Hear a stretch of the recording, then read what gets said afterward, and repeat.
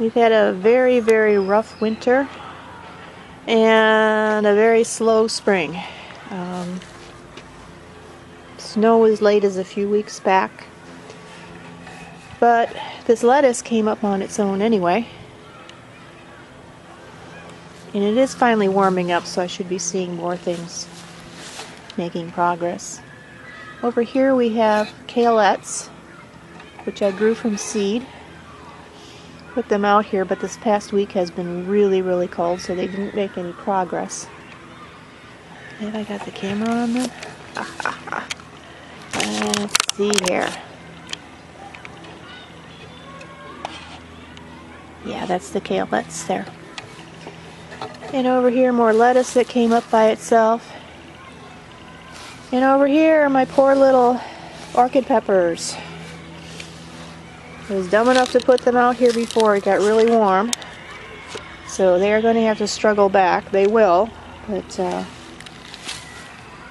they are struggling a bit, as you can see. And here's my lone tomato plant for this year. Pulling out all the stops here. Got that red mulch that I've always wanted to try. There you go. That is a Beefmaster. And it's going to have this whole big container to itself this year. Because Beefmaster plants get absolutely like small trees. And by the end of the season, these tomato cages will have fallen over, and the plant will be all over the place. Be about 5 feet tall. Tomato plants can get over 10 feet tall, I understand. I never had one do that though. But Beefmasters are huge plants. Okay, the garden's still a mess. Going to be out here today.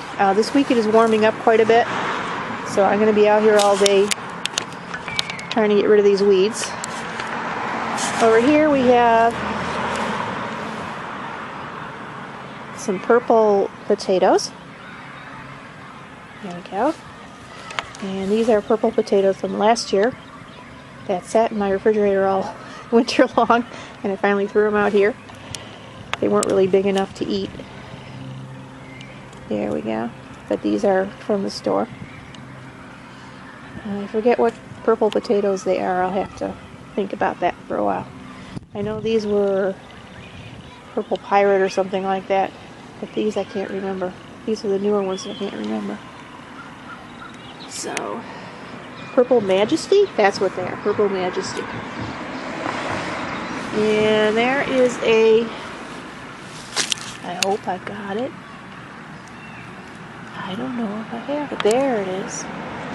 It's a rival pumpkin that I grew from seed. It's been out here about a week. And like I said, it's going to get warmer this week. So it's not going to be, look at all these weeds. Not going to be as bad next week when I show you the garden as it looks this week. There we go. And it's another rival pumpkin. I have taken the fence down, and we're going to be expanding the garden by putting some cardboard down. I haven't done that yet. We can do that anytime. We don't need to do it right now. Okay, another rival. And some catnip that came up on its own. Boy, it's hard to see. There we go, catnip. And there's about, there's about 5, let's see, 1, 2, 3, 4, 5, 6, 7 rival pumpkins. Excuse me for a moment, I'm trying to get the camera to focus. There we go. There's another rival, but they're up and down the south end of the garden like usual because they tend to grow north. And over here,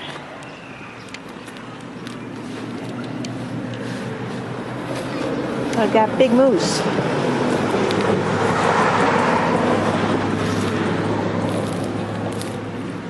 And the big mooses have also been out here about a week, a little over a week. And they really weren't affected by the cold as much as the other plants were, which is interesting. There we go. So, and over here,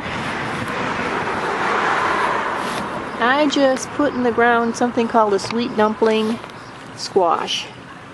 And I never got around to eating it. I bought it for Halloween last year, and it is edible, but I never ate it. So I just put it in the ground. We'll see what happens. And there's the last of my asparagus, which I planted about 2 or 3 years ago. And it just hasn't thrived here at all. So, yeah, that's pretty much it for the garden today. Just kind of a late start. Well, actually, for this area, it's not really that late. So, not as bad as it seems. There's a peony right there that's never flowered. But that first year I was here, so about 3 years. It's the 4th summer, so 4 years it's been there. Maybe someday we'll get a flower. Excuse me. Okay, so we'll end on a big moose here, and I'll see you next week.